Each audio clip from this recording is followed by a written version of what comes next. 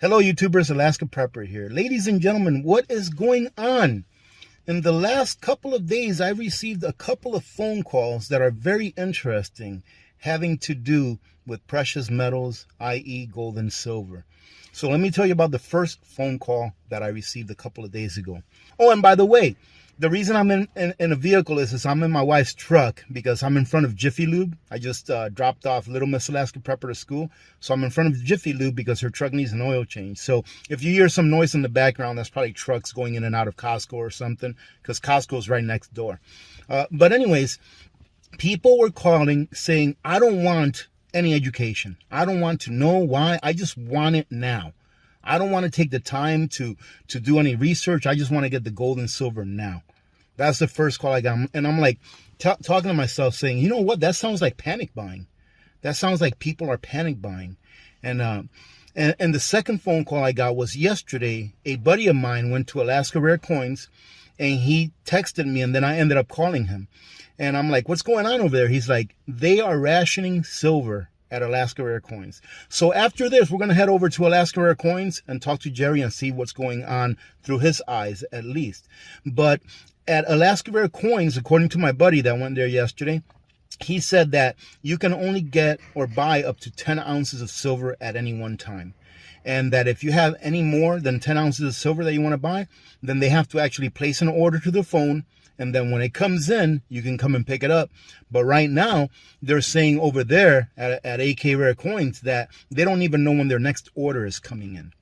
Let me go ahead and give you what I would consider a warning, right? I'm not a financial advisor, ladies and gentlemen, right? And I always say that because I have to, because this is the internet, right? However, what I want to tell you is you have to be careful. When you go to preserve your wealth in precious metals, if that's one of the ways that you decide to preserve your wealth, ladies and gentlemen, you have to be careful. Make sure that you research whoever it is that you're doing business with. That's why I provide at least 3 different links in the description of my videos to 3 different types of businesses that you can deal with precious metals. Anywhere from just buying a few ounces to buying tens and hundreds of thousands of dollars, if that's what you want to do. And one of my personal things is this, is that if you don't hold it, you don't own it. I know that there's a lot of businesses out there that convert 401ks and things like that. However, personally, and this is because I don't have a 401k, so I don't really have to consider that or even think about that. But personally, I feel that if you don't hold it, you don't own it. But even more important, you have to research whoever it is that you're doing business with that is going to be holding a big chunk of your life. So if it took you X number of years, 20, 30, 40 years to build up this nest egg, you don't just want to entrust it to anyone. Whoever it is that you decide to do business with, ladies and gentlemen, whether you use one of my links or whether it's someone completely different than people that sponsor my videos or that I have links for, it doesn't matter. Go check out 4, 5, 6 different places before you decide who you're going to do business with. Don't just go in there and start buying just because everyone else is buying. And I mean, that's the way it's always happened as far as like precious metals go and the way that their buying cycles go. Usually people like to buy into precious metals when the price is going up. And they never like to buy when it's nice and low, when everybody hates it. But, you know, that's another video for another day. So what we're going to do is this, once we got a fresh oil change on my wife's truck, we're going to head on over to Alaska Rare Coins and let's go and talk to Jerry and see what's going on, because I haven't taken a look at the news. The only thing that I've looked at is really just the markets, and I see that gold went up a little bit today. Being Wednesday, I hope that I have this video up later on this afternoon, but I see that gold's going up a little bit, and I think silver's up above $25 an ounce spot. If you've been doing like I've been talking about for the last several years, just dollar cost averaging, you know, every month going and buying a couple of ounces of this or that, then you wouldn't have to be panic buying into anything. All right, just do your research. Don't panic buy into anything. And if a company offers to educate you, take that education. It's free, right? If a company offers, like ITM Trading, they champion themselves on educating their people, on educating their customers. And if they offer to educate you, take that education. It's free. All right, ladies and gentlemen, it's free. Don't just go into something blind. All right, let's go. Let me see if we can make this work now. We're going to go to Alaska Rare Coins in 3, 2, 1, now. I am back because I got some news yesterday that said, AP, you need to go down there and see what's going on at Alaska Rare Coins.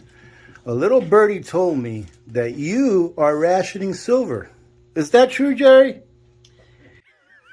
Yeah, we're waiting for a lot of deliveries right now, so we're kind of nursing what we have right now, take care of those people who want small quantities. And the large quantities, we can lock them in on. Why are you having to, and when I say rationing, I'm not trying to make it extreme, right? It's not like an extreme, like, hey, the world is running out of silver. Ladies and gentlemen, no, you can't. Get your silver now. The world is running out of silver. Get it now while you can. We're on about a 2-week delay. Okay. Now. When I place an order today, or a trade, I should say, it's taking about 2-3 weeks to get it. So we went through an incredible amount in the last 3 weeks, which is unusual. Normally we have enough to handle just about anything, but when you get a kind of a little panic situation, a little panic buying going on. Yeah, that's what I consider. Let me tell you a story that I already told everyone here before I came in here. One of the people that I work with, or someone that I know that works in the precious metals industry, all right, let's put it that way. They told me that people are calling in to purchase precious metals, and they like to educate the people first. They like to educate their customers first. You know, that way their customers leave there, you know, with a little bit of knowledge instead of just with some coins and that's it, right? So I think that's a great thing. But they told me that they didn't even want to hear it. People were like, listen, I appreciate that you want to educate us on this, but I just want the metals and I want them now. I don't want you to take an hour to tell me. I want to get them now. I'm like, wow. To me, when I heard that, I was like, to me, that sounds like panic buying. Maybe not on a mass level, like you see people running over people, you know, in the supermarkets and stuff. But I was like, that kind of sounds like panic buying a little bit. So I caution people to do their research, to make sure that they know what they're doing before they actually commit to anything. A lot of the companies I hear advertising nationally, like on talk radio and all that, I'm not familiar with those at all.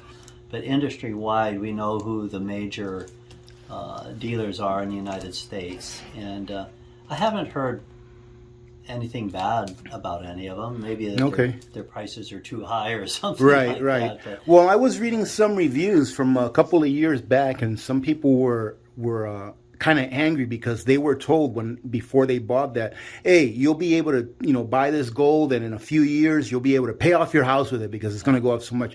And that's what I mean about doing your research. You know, about why is it that you're purchasing this metal?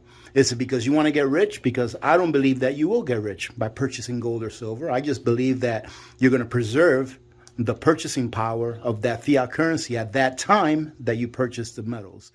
Some people can play the markets, and they play the cycles for all they're worth, and they're in it to try and make a buck. And I get it. Those people are buying paper, though.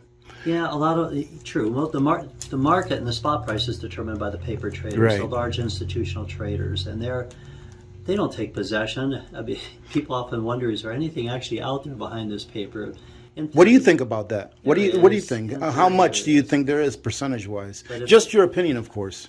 I don't know. I can't answer that. I think it's maybe like 1 or 2%. I mean, if they all wanted to get their hands on it, they would have a problem. That's for sure. And our problem is that a lot of people want physical, and there's just not enough companies making it. So when we get a real bump like we did 2 weeks ago, we just could not keep up for a while. And nationally they couldn't. That's why we've got delayed deliveries on silver again. We were caught up 3-4 weeks ago. What are premiums looking like? Not bad, not great. Back in November last year was the worst we saw the premiums. We were actually paying the quantities we bought spot plus over $4 at one point, and selling it at $4.90 over spot. That's the highest I've ever sold it for. Wow. Right now it's at $3.75. It was all the way down to $3.25. Now it's averaging about $3.75. Nationally, I see most of the dealers doing higher than that, and that fluctuates. You need to check with people. Sometimes, especially at local coin shops, they'll get things in that they want to move quickly, and could give you a good price on that. So it's all, like you said earlier, check with them, see what they might have available. this whole business is basically insurance. It's insurance Yeah. to have an alternative currency in essence, kind of like what the cryptos are to some people.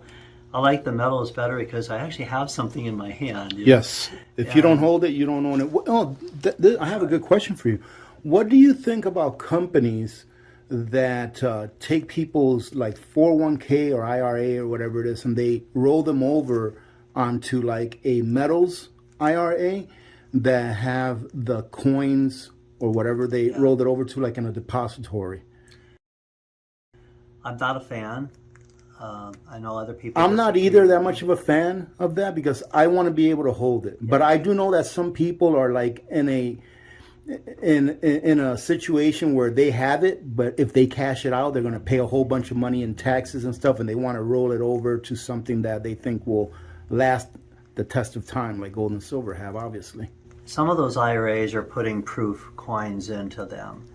And what the companies are paying to buy proof American Eagles is just outrageous right now. They're not worth it. And if that's what they're doing for their customers and burying them in it, when it comes time to dispose of that, most dealers aren't going to be paying hundreds and hundreds of dollars more per ounce for a proof coin. So I really have problems with how some of them are set up.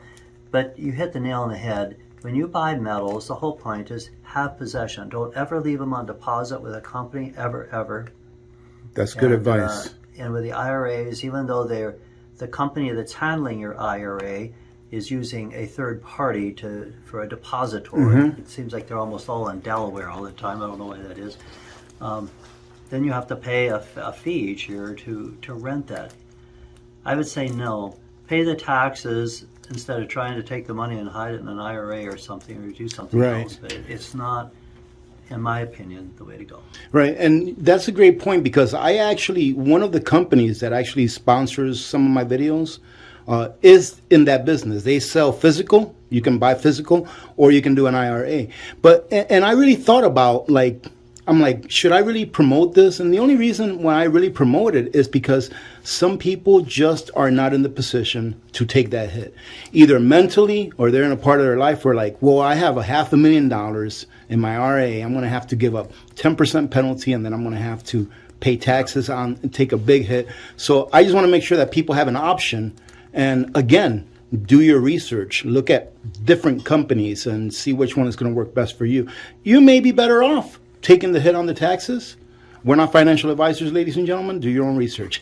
And we have to say that because we're on the internet. They may be better off taking the hit, but some people just can't mentally do that. So It is what it is. What do you think, Jerry, is the reason for all of this outflow in precious metals here in the last month or so? I have not been watching the news, so I honestly don't know what's going on in the world. The bank failures are what triggered it. Okay. That's what triggered this. The bank failures? Absolutely. Okay. Absolutely. When they see a mid-sized bank go under that quickly, then they get nervous. And, actually the one in New York as well. And apparently there's some others that are in a little difficult situation. Right now, most all the banks are going to be feeling some heat because when interest rates, we talked about this earlier, when they rise too quickly, they have a lot of their investments in municipal bonds that are only going to pay 2-3%. And as we said before, they have to show that that's a loss on the books, right? A loss on the books, even though it's unrealized. They hold it to maturity. The banks don't suffer any loss on it whatsoever. It's just that they have tied up money in low interest bearing areas when it'd be better to have money available for new loans to make out at whatever their rates are. 6 to 8% seems to be the average right now. Jerry, have you been keeping up with what's going on with the petrodollar and how countries are? Now, this is what I've heard because, like I said, I haven't really watched the news. I'm getting my news now from friends that call me and tell me what's going on. But someone was talking to me yesterday about how there's now 89 or 90 countries that have signed up to the BRICS. You know how the BRICS nations have been expanding and they're looking to make their own currency and such. And I heard yesterday that there's 90 countries now that have actually signed up to the BRICS and that there's more behind them. Do you think that maybe this has something to do with it? That people may be waking up to the fact that the king dollar may not be king, for too much longer? Some of them have mentioned that. That doesn't seem to be the number one issue on their mind. The safety of funds and banks is more important to them. Okay. Or just having an alternative to currency in general. Yeah, all this comes together to put pressure on the dollar and the value of the dollar.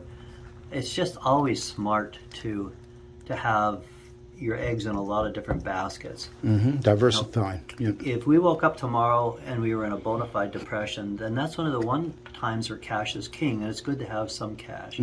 So people say, oh, I got to get all my cash out and do this or that. You should always have some cash. And then have alternatives for yourself. The number one best investment advice anyone can give anyone is get out of debt. Nobody can match what you're paying on a credit card as an investment. I mean, you're paying somewhere between 10 and 18%, and most credit cards are higher. Nobody can give you that kind of a return. So. And you know what, Jerry? That's not even investment advice. That's just life advice. That's right. You know, just stay out of debt and you'll be much better off. You know, so many people have been programmed to think that a credit score is so important. You know, and in some ways it is. I mean, a credit score nowadays helps you get a better insurance rate on your vehicles.